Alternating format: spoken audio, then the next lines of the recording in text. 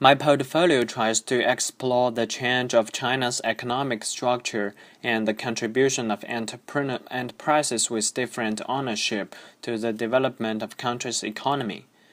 The stereotype of China is a poor and huge Leviathan communist regime.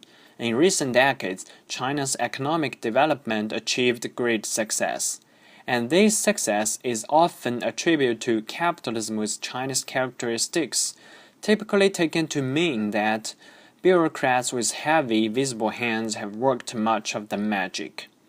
People should know that although in some strategic industry, state-owned enterprises still play a dominant role, China has a multitude of vigorous private entrepreneurs, and they are becoming the backbone of its economy. In fact, private enterprises in China plays a more and more significant role than the state-owned enterprises to the development of country's economy and the creation of job opportunities. Now let's see the first chart.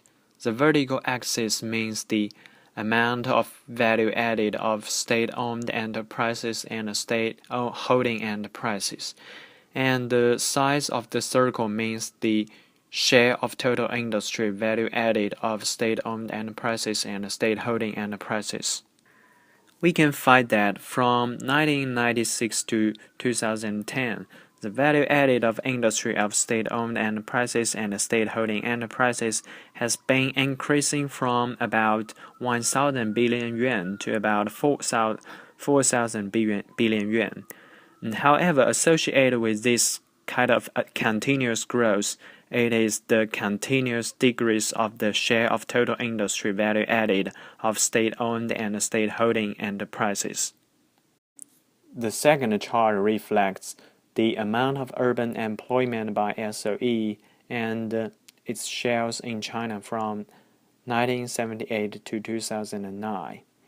The vertical axis means the amount of employment, and the size of third circle means the share of urban employment by state-owned enterprises. So we can find that the share of urban employment by SOE keeps a continuous decreasing from 78% to 21%. The chart 3 reflects how strong the government and the Leviathan is in China and the state-owned enterprises' comparative advantage. We can see that the top biggest companies in China by revenue are almost state-owned enterprises.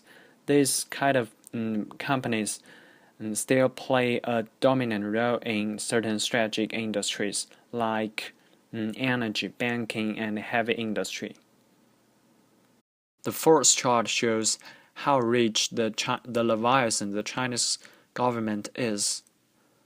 A sovereign wealth fund is a state-owned investment fund, which are mainly funded by revenues from commodity exports or from foreign exchange reserves held by the central bank.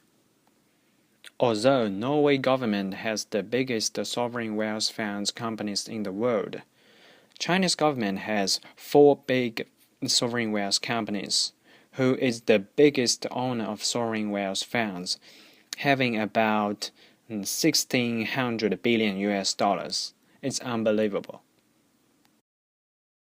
Last chart shows the ranking of most valuable Chinese brand by brand value.